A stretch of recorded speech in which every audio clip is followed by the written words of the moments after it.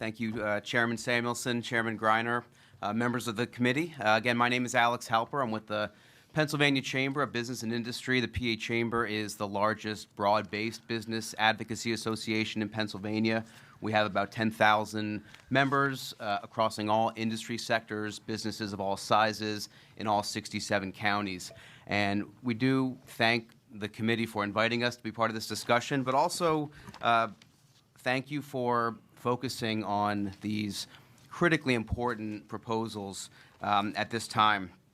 So earlier this month, the U.S. Department of Labor, Bureau of Labor Statistics, put out a report which included a comparison of states based on net firm migration. So how many companies are moving into Pennsylvania, offset by how many companies are moving out of Pennsylvania. So I know this font is tiny. So these are the best states up top. Companies moving in compared to companies moving out. Pennsylvania is right here, almost at the bottom. Now, this is not just a kind of boring chart in a boring government report. These are companies. These are your constituents.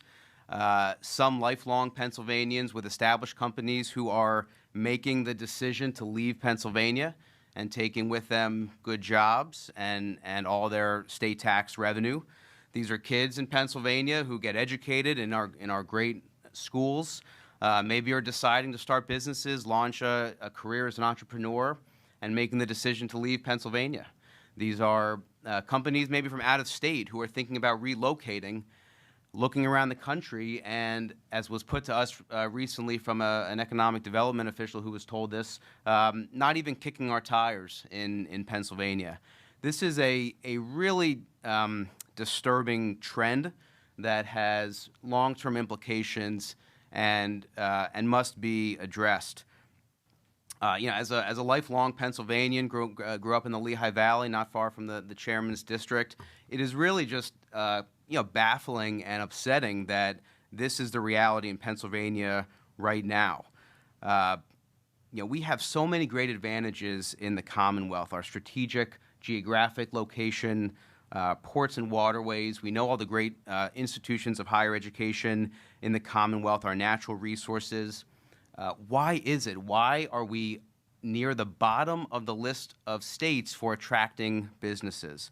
You look at some of the rankings from national outfits who site selectors and others look to when they're deciding where to locate. Tax Foundation has us ranked 42 for business taxes. U.S. News and World Report 40. CEO Magazine 41. USA Today 40. These, by and large, when you look at all of our natural advantages, these are self-inflicted wounds. These are policy decisions, some that date back very long, that are making Pennsylvania less attractive for business. But because these are self-inflicted wounds, the good news is they can be corrected.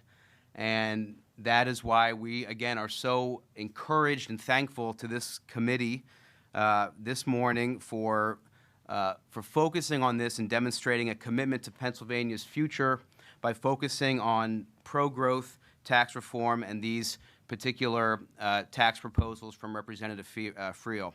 Now, make no mistake, and I know he's not here, and I don't mean any disrespect to Representative Friel, these bills are not terribly ambitious. In a lot of cases, we are striving for average in terms of our tax code. But we believe, based on all the other advantages that we all know about that I outlined, if we can just get average with our tax policy, we think we can win this perpetual competition of attracting employers and attracting growth to Pennsylvania. The first legislation that was noted related to accelerating the reduction in the corporate net income tax rate. This is building off of a really positive, helpful proposal that was passed last session, Act 53, the tax code that was part of last year's budget. 88% of lawmakers supported that, very broad support, and we appreciated that.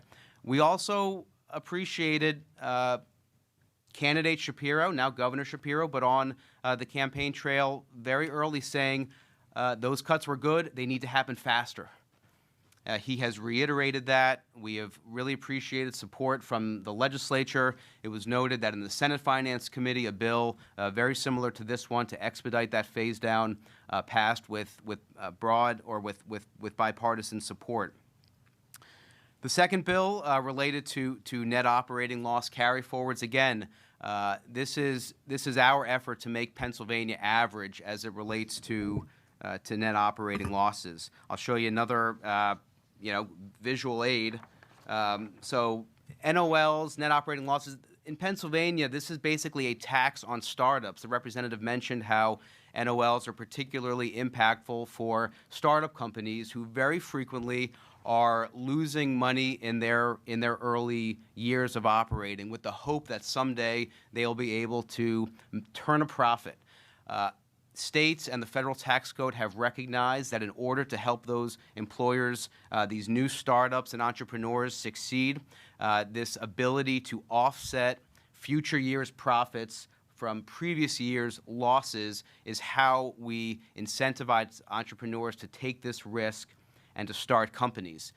The federal government has a cap of 80% of your profits can be offset with previous years' losses. 48 other states are at that 80% as well, have no cap at all, or don't have a corporate tax rate. Again, Pennsylvania and New Hampshire, the only states that are below that federal rate. If you're a company and you're deciding where to locate and you anticipate you're going to be suffering some losses in your early years as you're investing in people and capital, and you're putting up all those upfront costs, and you look at this map, what state are you probably not going to move into? It's a miracle, I think, that we get any companies to come to Pennsylvania, and we do. We talked recently with a company out of in the Pittsburgh area, Astrobotic. You might have heard they're building the lunar lander to actually go to the moon. We were talking to them. This is someone who has a commitment to Pittsburgh, Carnegie Mellon. And I don't want to speak for the founder of this company, but if he's not a Pittsburgh guy and a CMU grad, he's not coming to Pennsylvania. He said, naturally, we expected challenges along the course of our 16-year journey to become the first commercial space company to touch down on the moon. Amazing this is happening in Pittsburgh. He said, though, that said, an obstacle we never expected was the highly uncompetitive tax environment here in Pennsylvania. We are counting on business owners and entrepreneurs to have this loyalty and this faith in Pennsylvania, which we appreciate. Most people starting a company are going to listen to their tax attorneys and say, no way are we coming to Pennsylvania. We also heard from a small manufacturer out of Westmoreland County in New Ken. He said in 2017, they paid over 6.5 times the amount of state corporate net income tax as they have federal income tax due to Pennsylvania's low cap on net operating loss deductions. Again, this is a company, a manufacturer that's been in Westmoreland County for 50 years. They're loyal to Pennsylvania. If they were smarter about their money, they would be leaving. Thank God they're not, but we need to reverse this trend.